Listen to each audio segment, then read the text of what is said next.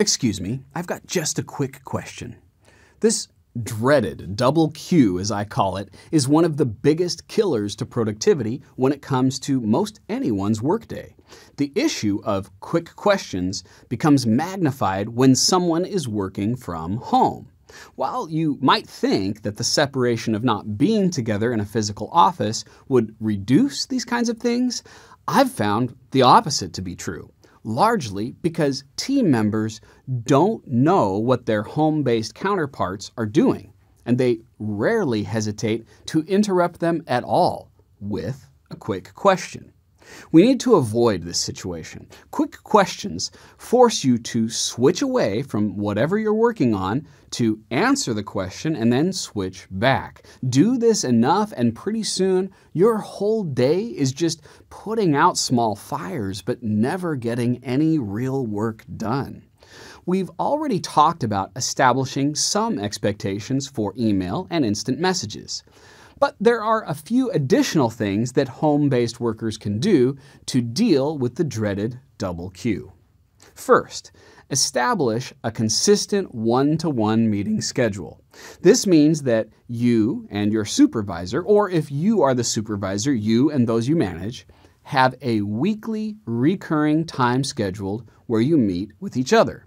This one-on-one should largely be dedicated to responding to and asking quick questions. This meeting schedule helps people get in the habit of queuing up these questions and asking them in a focused way during the meeting rather than peppering each other throughout the day with double Qs.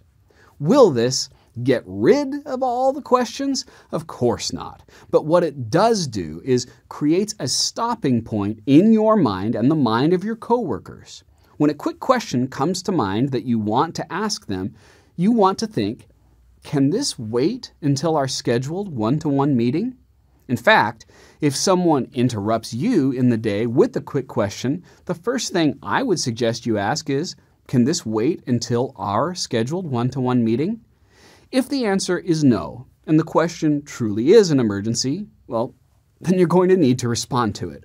But often, when we slow down for just a moment, we realize that most of the things that we think are emergencies really aren't emergencies. They're simply impatiencies. Impatiencies are counterproductive. Have that consistent meeting time and you'll reduce many of them. Also, as we mentioned earlier, establish different expectations for different channels. If we ask someone a question via email, it's reasonable to expect a wait time of at least one business day until we get a response. A channel, such as instant messaging, should be reserved for true emergencies, things that need fast, immediate responses. Also, consider response times to phone calls or video message calls. If you've seen my other courses, you'll know that I'm a big believer in, instead of the open door policy, the closed door open calendar policy. The open calendar policy works well for those working from home.